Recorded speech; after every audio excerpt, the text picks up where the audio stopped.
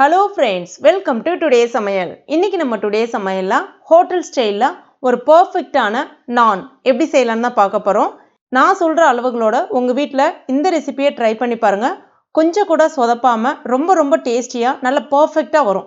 நீங்க இத ஒரு முறை ட்ரை பண்ணிட்டாலே போதும். மறுபடியும் நீங்க ஹோட்டல்ல போய் வாங்கவே மாட்டீங்க. உங்க வீட்லயே அடிக்கடி செய்து சாப்பிடுவீங்க. அவ்வளோ சூப்பரா இருக்கும்.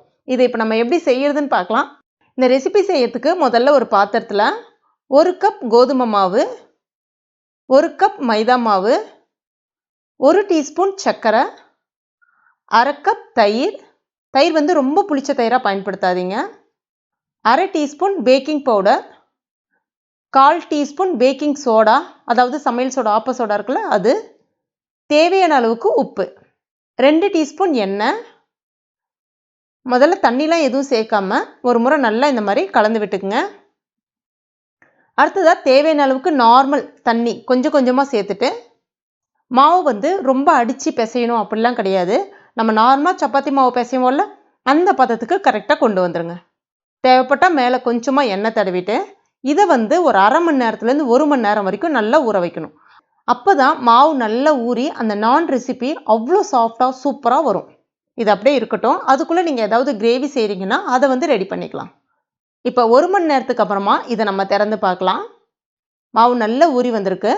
ஒரு முறை மட்டும் நல்லா பிசைஞ்சு விட்டுங்க. ரொம்ப அழுத்தம் கொடுத்து பிசையணும் அப்படிலாம் எதுவுமே கிடையாது. இப்போ இதிலிருந்து இந்த சைஸ் பாலாக ஒன்று எடுத்துக்கங்க.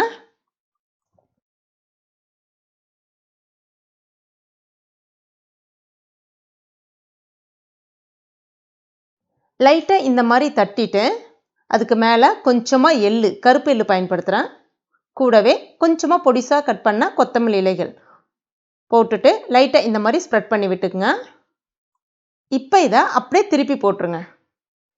இப்போ இது மேலே லைட்டாக வந்து மைதா மாவு இல்லைனா கோதுமை மாவு வந்து தூவி விட்டுட்டு நம்ம சப்பாத்தி விரிக்கிற மாதிரி விரிக்க வேண்டியதான். ஆனால் ரவுண்ட் ஷேப்பில் விரிக்காமல் ஒரு ஓவல் ஷேப்பில் லைட்டாக இந்த மாதிரி நீட்டி விட்ட மாதிரியே விரிச்சிங்கன்னா உங்களுக்கு ரொம்ப பர்ஃபெக்டான ஷேப் வந்து கிடச்சிரும்.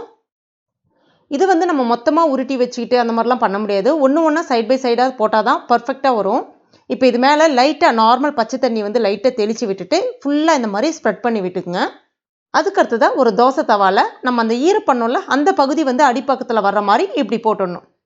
போட்டுட்டு லைட்டாக இந்த மாதிரி மட்டும் தொட்டு விட்டுக்குங்க. அந்த தோசை தவா நல்ல ஹீட்டாக இருக்கணும். அப்போ தான் வந்து அந்த தண்ணி பட்ட இடம் வந்து போய் கரெக்டாக வந்து ஒட்டிக்கும். இப்போ இதை நம்ம மூடி வச்சிடலாம். லைட்டாக மேலே உங்களுக்கு இந்த மாதிரி பபுள்ஸ் மாதிரி வர ஆரம்பிக்கும். அதே சமயத்தில் ரொம்ப வேக விட்டுறாதீங்க. லைட்டாக வர ஆரம்பித்த பிறகு கிட்டத்தட்ட உங்களுக்கு வந்து ஒரு 30 செகண்ட் அந்த மாதிரி தான் ஆகும்.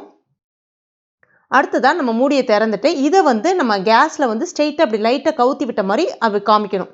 தோசை தவா மேக்ஸிமம் கையில் வந்து அந்த ஹேண்டில் பிடிச்ச மாதிரி இருக்கிற மாதிரி பார்த்துக்குங்க. ஈஸியாக நம்மளுக்கு அந்த ஸ்டவ்வில் வந்து காமிக்கிறதுக்கு வரும். கொஞ்சம் நேரத்துக்கு வச்சிங்கன்னா ஃபுல்லாக உங்களுக்கு அழகாக மேலே வந்து ஃபுல்லாக வெந்து வரும்.